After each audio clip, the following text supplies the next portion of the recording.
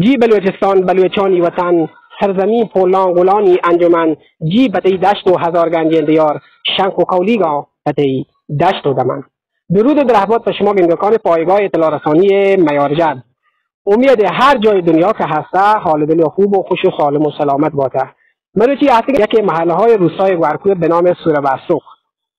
یه محله تمام امکانات محرومه، نه آب کافیش هسته، نه برقش آب آسودت هسته و نه آنتن تلویزیونش هسته و نه آنتن تلفن های همراه. هر نظرش مشکلش هسته و ما هستی اهالی یه محله یک گزارش بگیره و ما تا انتهای گزارش ها رو همراه دید. من به عنوان نماینده محل هستم، محله سوره بسوخ گورکوی. الحمدلله که تو مشاهده میکنید دیده که ما چه وضعی هستیم. آخر باید ما بدانیم آیا جزء روستا هستیم، حق در حق یه روستا چیزی هست که به ما برسی یا نه. اگر شما مسئولین صدای من هاش کنید و مشکلات ما درک کنید، ما بدانید الحمدلله که یاب نیست که هیچی برگ هم که نیستیم، آنت تلفن و تلویزیون هیچ چیز ما بهره مند نه. آشکال هم الحمدلله دیده که تو جماعت دیدید.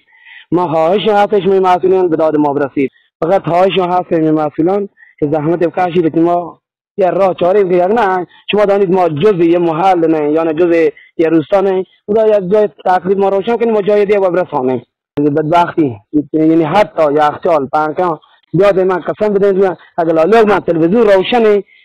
هر چی بوده من گوید حقیقت بقا گانتون بوده نه تا در دلون کاشید حقیقت اخبار ما ایران اون چاره نه دیاتی دو چاره و یا اخبار چاره مشکل اصلی ما یا به معنی است لوله ما حقیقت بقا خدا رو بخیر داره آبدار ما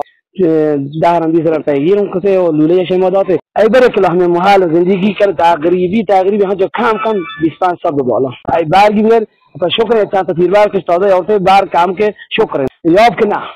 اهم اول لوله هستیم نام نشانی ها ولی بیان که مسئولین چهار دین نزدیک اگر یاب گما یا کلا لوله کاف کن شیما باجرات میگن بدون دین آب اگر دیزن افزن چک یا حقیقت بکاره ولی بدون دین اگر یاب بیا کلا لوله ما بکاش ماشین لیتن تعهد دی و آنتن تلفن اگر بود هر چی ما گوین بگم او یا نه تلویزیون دیگه ما حقیقت بکن چیزی بحرین بکنی جاده که الحمدلله دیدی سنگ پارچ آواز هست تا یا حدود هستی اینکه چون ما جز محل نه جز روستا نه اگر آقایان مسئولین یا زحمت بکشید به داد ما غریبان برسه اگر واقعا ما